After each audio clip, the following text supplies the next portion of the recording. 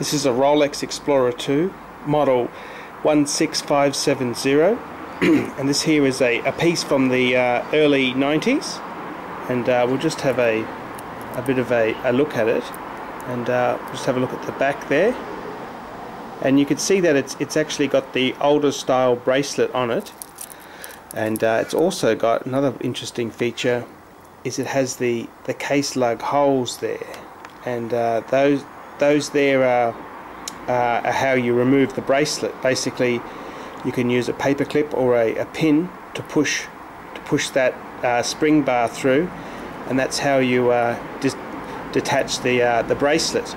Now, the interesting thing is, on the later model Explorer 2s and all the sports watches, they actually have a little thing inside underneath the watch that you actually use to remove the bracelet. So that has actually changed on the as the models have progressed. And one other interesting feature with this Explorer 2, now just have a quick look at the dial, just zoom in on that beautiful Explorer 2 dial there. One other interesting feature is this bracelet is the non-flip lock bracelet, and what I mean by that is that the flip lock bracelet has the extra bit of protection on the back of the buckle there to hold it in place, and this is the traditional oyster type buckle, and I think myself the oyster buckle is actually nicer than the flip lock. I think the flip lock, a lot of people always like the latest and greatest, but for me, when I was looking for an Explorer 2, I wanted one which had the holes case, and I also wanted one which had a traditional oyster bracelet there, and they're also a bit cheaper, so it certainly is a good value piece. And just have a look at that beautiful, I love the contrast of the white dial and the 24-hour bezel there in steel, and it's because it's a Explorer 2, it's not a movable bezel, it's a fixed bezel, and I think that just gives the piece a little bit of extra class to it. And the new Explorer 2 is about to hit the market, and they're marginally bigger. It's a 42mm case, but I think for everything you gain, you lose something. And I think the traditional size Explorer 2 has a lot going for it. And I think this piece here is already a classic, but it will.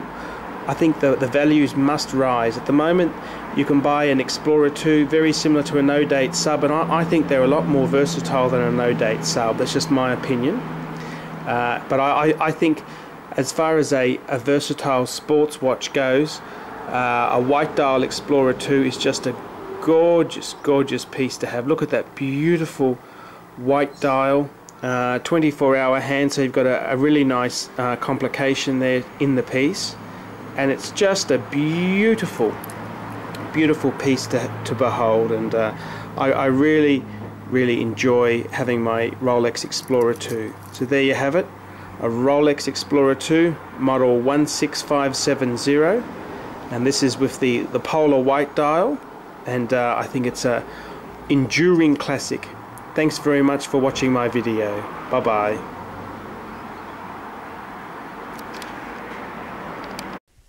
Thanks very much for watching the Archie Luxury channel. As an added bonus, I've added a few still shot photos of my Rolex Explorer 2. And I'm gradually learning to master the art of digital camera photography, and I'm going to be moving towards more moving pictures, but I still want to add a library of classic photos taken from my collection, and I think still photography still has a place, but please give me your feedback. What do you prefer? How do you find the moving pictures? Is the quality good enough? I got a pretty nice digital camera. It wasn't expensive, but it's a Sony Handycam, and it's got a very nice zoom feature for watches. It's really handy. But please let me know what you think of the quality, and if you've got any improvements, I'd certainly love to hear from you.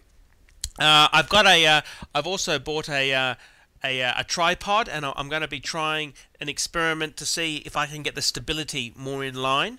But please send me your comments, and tell me about other watches that you have any questions on or you want to know about, and I'll certainly be more than happy to respond. And anyone who's got any suggestions for me, that'd be greatly appreciated. I'm trying to bring an extra bit of class to the Archie Luxury channel, and hopefully with a few more comments, I'll certainly be adding to the collection. I've had a few criticisms lately. I've had a few people say that in some of my videos I tend to swear too much, and the only thing I can really say to that is just go fuck yourself, because these are my videos and I can say whatever I damn well feel like in them, and if you don't like it, make your own videos. I mean, you go and get an iPhone or a shitty cheap camera from a pawn shop and make your own fucking videos and stop whinging about my videos. If you don't fucking like it, go and fucking make your own. I don't care. You know, it just really irritates me. I've also had some people who've commented and said that some of my videos, I've said this particular watch was a present to myself when I made my first million, and in another video they've said, well, I said that I bought this watch from Brisbane Vintage Watches. Well, it's called sponsorship, fuckwits, and basically, you know, people who are so petty they need to scrutinize things. The videos on luxury, it doesn't matter what fluff or story I put with it. I mean, it doesn't really matter. So don't get too concerned with that. I mean, at the end of the day, you know, does it really matter what story I spin with it? If a sponsor's going to come to me and say, look, we're going to give you some money, Archie, if you mention our name, I'm not going to fucking turn it down. I mean, let's be honest there, okay? I'm a prostitute. I do things for money, and as at the end of the day, I need sponsorship deals. And if people are going to come to me and offer me cash to mention their business in my videos, I'm going to take that up on it. I mean, I'm not a fucking charity. I'm here to make money. I'm here to make money from Google ads.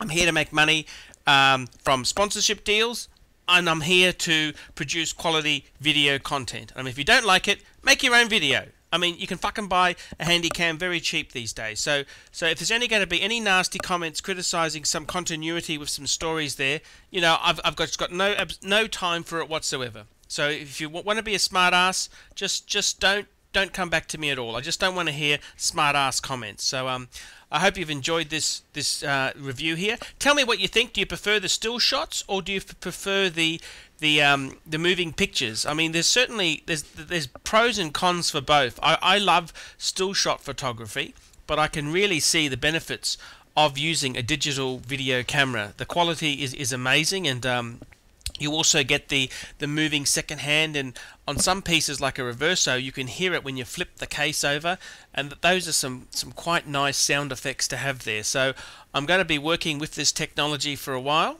So if you've got any suggestions for me, please throw them my way, and I'd greatly appreciate it. And don't forget to click like on these videos. I need to try and get my ratings up. Thanks very much, and have a great day.